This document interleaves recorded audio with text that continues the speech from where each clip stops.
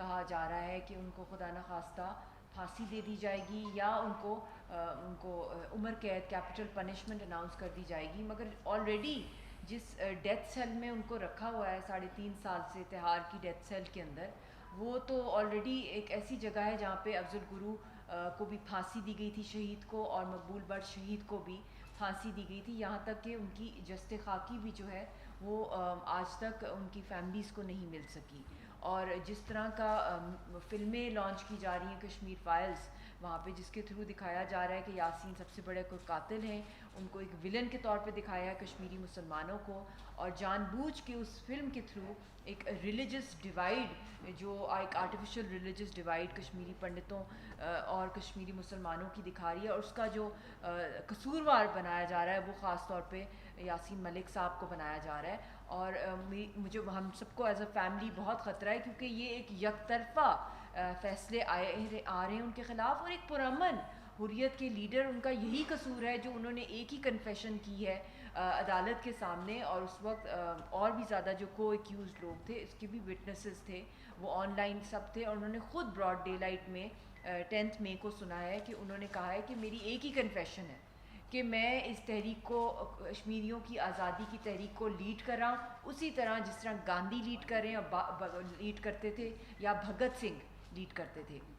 تو ان کو نہ ان کی سنوائی ہو رہی ہے, جس طرح منسٹر صاحب سے بھی ابھی انہوں نے کہا ہے کہ ان کو جب آن لائن پریزنٹ کیا جاتا ہے تو اس وقت جب وہ بول رہے ہوتے ہیں تو ان کو میوٹ کر دیا جاتا ہے, اور جو اپوننٹس جو ہوتے ہیں پروسیکیوشن والی سائڈ ہوتی ہے وہ جب بات کر رہے ہوتے ہیں تو ان کی بھی آواز ان کو آف کر دی جاتی ہے, کہ جو ان کے خلاف جو کچھ گواہیاں پیش کی جا رہی ہیں, جو کچھ بولا جا رہا ہے, وہ پھر اپنے ڈیفینس میں کچھ ان کو سمجھ ہی نہیں آتا کہ وہ کیا کہیں. اور اس سے پہلے ان کے جو لائر تھے راجہ طفیل صاحب, ان کو بہت مسٹیریسلی برین ہیمریج ہو گیا. تو these are politically motivated cases, مگر ہمیں جو خدشہ ہے کہ اس میں ان کی جان بھی جا سکتی ہے. اور ابھی کل ڈیڈ لائن ہے ہیومن رائٹس کاؤنسل کے اندر, تو میں آج ریکویسٹ کر رہی ہوں ہیومن رائٹس کے منسٹر صاحب کو کہ اس کے اندر ہماری جو اپیل ہے ایز اے فیملی اگریو پارٹی, ہمارے جو رائٹس ہیں ایز اور یاسین صاحب کے جو رائٹس ہیں ایز اے پولیٹیکل پرزنر, کیونکہ Hindustan is a signatory on the rights of prisoners. تو ہم اپیل کرتے ہیں ہیومن رائٹس کاؤنسل سے, جو کہ یونائٹڈ نیشنز کی جنیوا کے اندر ہے,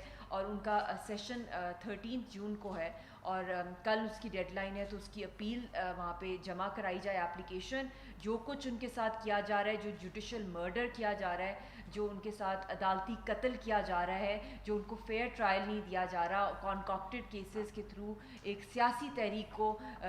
دہشت گردی کے ساتھ نتھی کرنا, سیڈیشن کے چارجز, اور جتنے بھی ان کے خلاف جھوٹے مقدمے کیے جا رہے ہیں ان میں کوئی نہ پروفس ہیں, نہ کوئی کریڈیبل ایویڈنسز ہیں, اور جو یاسین صاحب کے حق میں یا کشمیر کی حق میں جو بیان دے رہے ہیں ان کے ساتھ جو وٹنسز ہیں ان کے ساتھ جو سلوک کیا جا رہا ہے, ان کو ہراس کیا جا رہا ہے, ان کے گھروں میں سے ان کو نکال کے ان کی فیملیز کو غائب کیا جا رہا ہے. تو اس لیے آج میں یہی کہوں گی, کیونکہ ہیومن رائٹس کی جہاں بات آتی ہے تو وہاں پہ فیملی رائٹس کی بھی بات آتی ہے, کیونکہ یہ ایک ڈسپیوٹڈ ٹیریٹری ہے, یہ یو این کی ریزولوشنز کے انڈر فال کرتی ہے, تو اس کا تو بنتا ہی یہی ہے کہ یہ انٹرنیشنل جورسڈکشن کے اندر آئے. اور اس وقت جو ہماری فیملی جس کرب جس عذاب سے ہم گزر رہے ہیں, اور میری شادی کو 13 سال ہو گئے ہیں, اور دنیا کا کوئی قانون ایک فیملی کو ڈیوائڈ نہیں کر سکتا, اور فیملی کا مطلب ہی یہ ہوتا ہے کہ سوسائٹی کا جو مین جو یونٹ ہوتا ہے جس سے سوسائٹی بنتی ہے وہ فیملی ہوتی ہے. تو اس کے بہت سے رائٹس ہیں, اس کا ایک رائٹ تک نہیں ملا مجھے جب سے میری شادی ہوئی ہے, right to protection, right to communication, right to speak up against injustices, right to protect, right to health care وہاں نہیں ہے. یاسین صاحب اس وقت ان کو اتنی زیادہ ایلمنٹس ہیں پچھلے 30 سال سے جو ان کے اوپر ملٹیپل ٹارچرز کیے جا رہے ہیں, ان کو زہر دیا گیا ہے جیل کے اندر. ابھی بھی این آئی اے کی ایجنسیز, جو انڈین ایجنسیز نے جو ایک جعلی قسم کے کورٹس بنائے ہیں, اسپیشل کورٹس تعینات کیے گئے ہیں جس کے تھرو کالے قوانین, اوپا, ٹاڈا, پوٹا, پبلک سیفٹی ایکٹس, ان کے تحت جعلی ڈریکونین جو کیسز کیے گئے ہیں جس میں کمپلیٹ امیونٹی ہے ہندوستان کی دہشت گرد فورسز کو, اور ان کا ہی نظام ہے عدل کا جس کے اندر جج بھی ان کا ہے, وکیل بھی ان کا ہے, اور جس نے قتل کیا ہے وہ سارا کا سارا فیصلے سنا رہا ہے.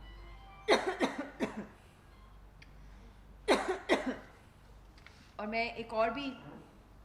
بات کہنا چاہوں گی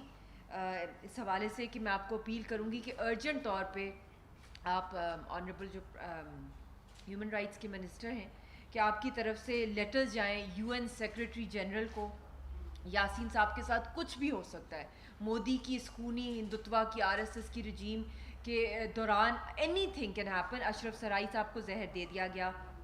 سعید علی گیلانی صاحب کی جو قبر تھی اس کو بھی مطلب جس بے رحمی سے جس طرح ان کا فیونرل کیا گیا, ان کی فیملی کو مارا پیٹا گیا, آج بھی کوئی ان کی گریو پہ نہیں جا سکتا فاتحہ پڑھنے کے لیے بھی.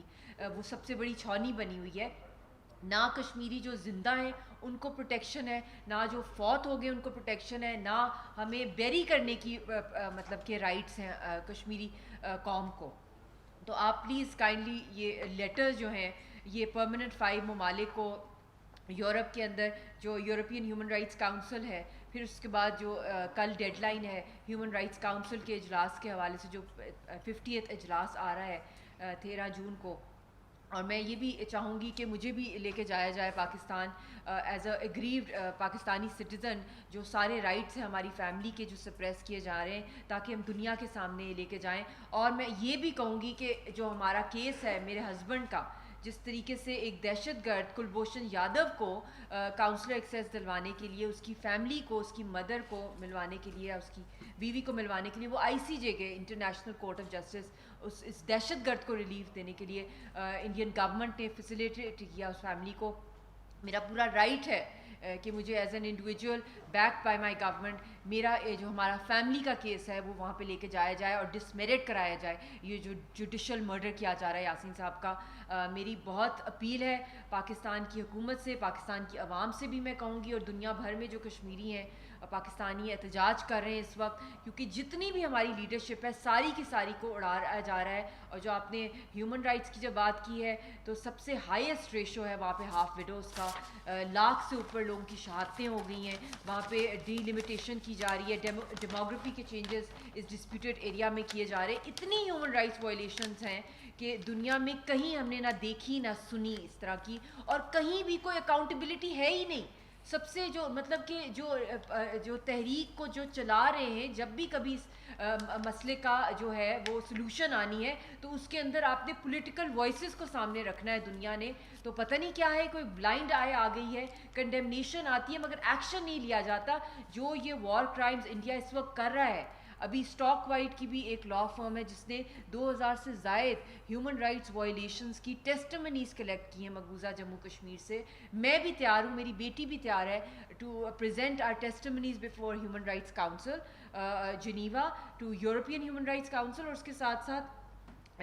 جو پیپلز ٹریبیونل ہے انٹرنیشنل, پھر international criminal court, international court for justice, جتنے بھی آنریبل منسٹر صاحب جتنے بھی انٹرنیشنل ایونیوز ہیں, آپ ہمیں ہماری آواز جو ہے بنے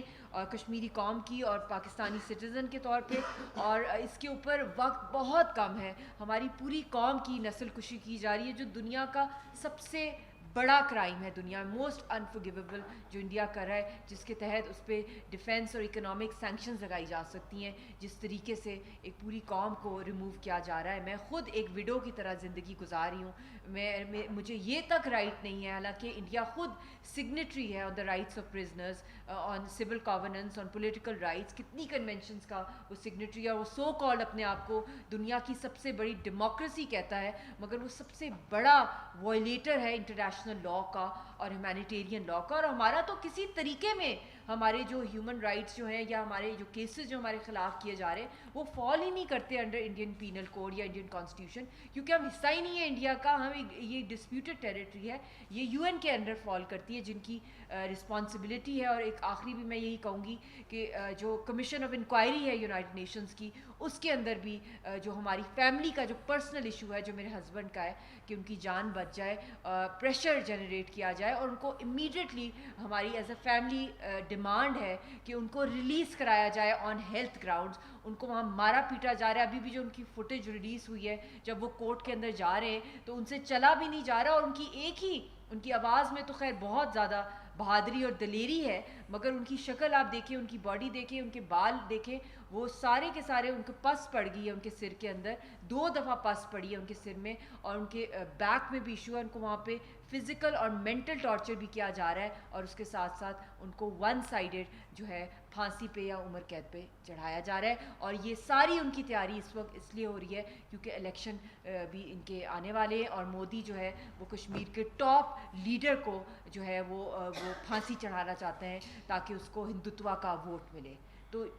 اس کے اوپر میں لاسٹ میں یہی کہوں گی کہ میری بیٹی ہے رضیہ سلطانہ, 10 سال کی ہے. 8 سال پہلے اس نے اپنے پاپا کی گود دیکھی ہے, ہمیں بیٹھی ہے, اس کے بعد نہ اس کو نصیب ہوئی نہ ہمیں نصیب ہوا ان سے ملنا. اور جب بھی میں کبھی گئی پیرزادہ صاحب وہاں پہ, جو بہت بڑی ٹریجڈی ہے, میں تو مطلب کہ ایک شادی ہوئی تھی, میں کوئی پولیٹیکل ایجنڈا نہیں تھا ہم لوگوں کا, ایک بہت پیار محبت کے ساتھ وہاں کی قوم نے اور پاکستان کی قوم نے مجھے رخصت کیا, اور میں پاکستان کی پہلی جو ہے پبلک فگر بنی انڈین آکوپائڈ کشمیر میں, اور وہاں کے لوگوں نے مجھے بہو نہیں کہا, بیٹی کا. اور اس پیار محبت کے بعد جو یہ گفٹ ہمیں ملا رضیہ سلطانہ, ایک اس بچی کو بھی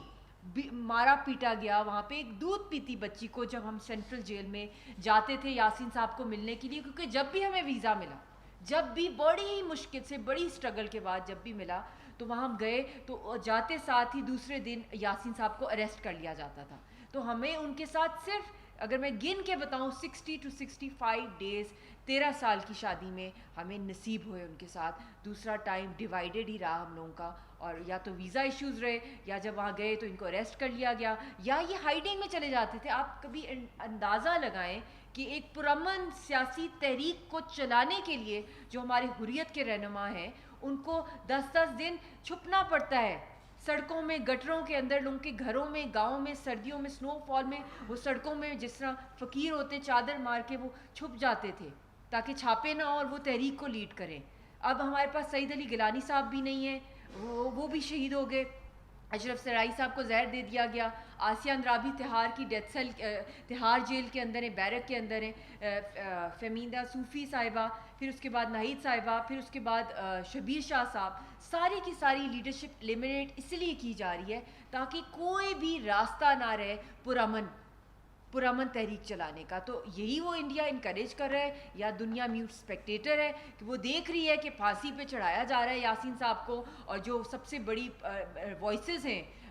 سیاسی تحریک کی, آزادی کی, جو ہمارا حق ہے UN کی قراردادوں کے مطابق. تو شاید دنیا چاہتی ہے کہ یہاں پہ ایک فل فلیج نیوکلیئر وار چھڑے, کیونکہ جو پرامن راستہ ہے اس کی وائسز ہی بند کر دی جائیں گی تو پھر راستہ کہاں رہے گا. تو یہ ہمارے گروس ہیومن رائٹس کی وائلیشنز کی جا رہی ہیں, جو کہیں یوکرین کے اوپر ایک بچے پہ ہلکا سا چوٹ بھی لگ جائے پوری دنیا میں ایک جیسے ڈیبیٹ شروع ہو جاتی ہے. میں آج اپیل کروں گی UN سیکریٹری جنرل کو کہ کشمیر کے اوپر بھی ہیومن رائٹس کا ایک اسپیشل سیشن کرایا جائے اس کے اوپر, اور جتنے بھی پارلیمنٹس ہیں دنیا بھر کے اندر ان کو بھی آپ لیٹر لکھیں کہ کشمیر کے اندر جو کچھ ہو رہا ہے, اور اپنی طرف سے بہت بہت شکریہ.